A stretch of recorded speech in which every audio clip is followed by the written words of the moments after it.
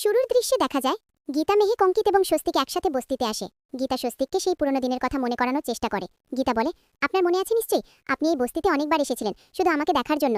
আমি এখানে থাকতাম আর আপনি ফুল নিয়ে আসতেন, এমনকি এই লিঙ্কারের দোকান থেকে ধোয়া ওঠা চা খেতেন আমার সাথে। তখন মেহেক স্বস্তিককে অনুরোধ করে বলে, দাদা একবার চেষ্টা করো, ডাক্তারও বলেছে চেষ্টা করলে তোমার স্মৃতি ফিরে আসতে পারে, একটু চেষ্টা কর না ছোড়দা।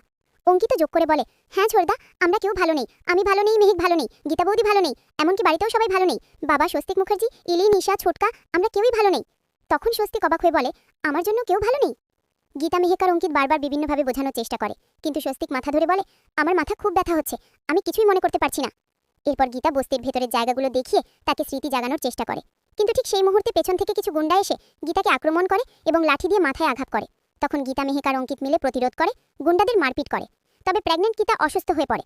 মেহেক আতঙ্কিত হয়ে স্বস্তিককে বলে, ছোড়দা, গীতা বৌদি অসুস্থ হয়ে গেছে, তাকে হাসপাতালে নিতে হবে, তুমি চেষ্টা করো মনে করার। তখন অঙ্কিত দ্রুত বলে, আমি গাড়ি নিয়ে এসেছি, চল সবাই মিলে গীতাকে উঠিয়ে হাসপাতালে নিয়ে যাই। এরপর তারা মিলে গীতাকে হাসপাতালে নিয়ে যায়।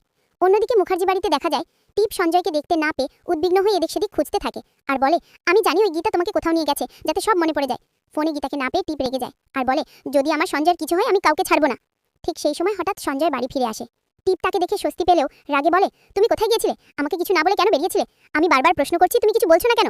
তখন সঞ্জয় চুপচাপ দাঁড়িয়ে থেকে হঠাৎ বলে, আমি কে, আমার পরিচয় কি, আমার আসল আইডেন্টিটি কি? সঞ্জয়ের কথা শুনে টিপ ভেঙে পড়ে, বলে, এসব কি বলছো তুমি? সঞ্জয় লাহিড়ী, আমি টিপ লাহিড়ী, তোমার স্ত্রী। কিছুদিন হলো আমাদের বিয়ে হয়েছে, এখনো ফুলসজ্জাও হয়নি, আমরা এখনো হানিমুনেও যাইনি, আমি তো এখনো তোমাকে পাইনি। তবুও সঞ্জয় বারবার একই প্রশ্ন করে যায়, আমি কে, আমার পরিচয় কি?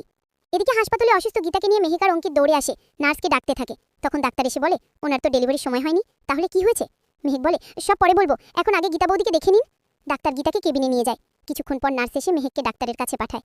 ভেতরে গিয়ে মেহেক উদ্বিগ্ন হয়ে জিজ্ঞেস করে, ডাক্তার কোনো সিরিয়াস কিছু নয় তো? আগামী পর্বের ঝলকে দেখা যায় মুখার্জি বাড়িতে প্রলয় সঞ্জয়কে বলে, গীতা হাসপাতালে অসুস্থ, অথচ তুই বাড়িতে বসে আছিস। তখন টিপ বলে, কি হয়েছে গীতার? ইলিন বলে, গীতা বৌদিকে গুন্ডারা অ্যাটাক করেছে। তখন সঞ্জয় চিৎকার করে বলে, ওই মহিলা আর কেউ না, পেটের বাচ্চাটাও আমার না। এটা শুনে প্রলয়ের আগে সঞ্জয়কে মারতে যায়। অন্যদিকে কৃপান গিনিকে ফোন করে বলে, মনে হয় সবকিছু শেষ হয়ে গেছে। তখন গিনি রেগে বলে, কিছু শেষ হয়নি, আমার বোন তোমার গুন্ডাদের ভালোই কেলিয়েছে।